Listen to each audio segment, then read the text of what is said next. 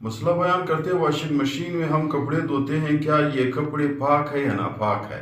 Washing machine میں پاک کپڑے بھی ڈال لیتے ہیں، ناپاک کپڑے بھی مکس کرتے ہیں، ایک کپڑے پہ نجاست بھی ہوتی ہے، بچوں کے کپڑے بھی ساتھ ڈال لیتے ہیں، یا مرد کے کپڑے یا عورت کے کپڑے اکٹھے ڈالتے ہیں، دو جوڑے ڈالتے ہیں، ایک جوڑا جو ہے وہ پاک ہے اور ایک ناپاک ہے، تو پھر یہ اس کا کیا طریقہ کا ہوگا؟ پانی تو ادھر اس پہ پھر گول ہوتا ہے، پانی چکر لگا لیتا ہے، وہ پاک کپڑے اور ناپاک کپڑے دونوں کو رگڑ دیتا ہے، تو کیا آخر میں یہ کپڑے پاک ہوتے ہیں؟ کیا اس سے نماز جائز ہے یا نہیں جائز؟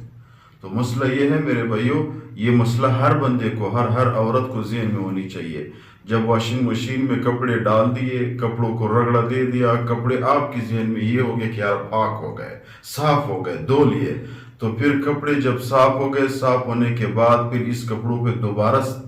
صاف پانی ڈال دیا ہے، پاک پانی ادھر ڈال دیا جائے۔ جب وہ پاک پانی ڈالا وہ نکل گیا پانی، ایسا نہ ہو جو پیپ میں پانی، گندا پانی کڑا ہے، آپ نے ادھر سے پاک پانی ڈال دیا ہے، صاف پانی ڈال دیا ہے، ادھر سے وہ گندا پانی کڑا ہے، وہ پھر ساتھ مکس ہو گئے، پھر کپڑے ناپاک ہو جاتے ہیں۔ خلاصہ یہ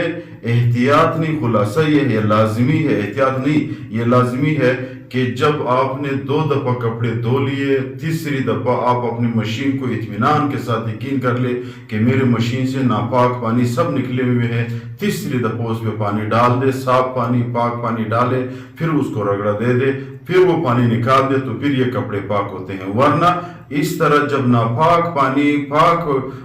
کپڑوں کے ساتھ لگ جائے تو وہ کپڑے ناپاک ہے، اس پہ بالکل نماز جائز نہیں۔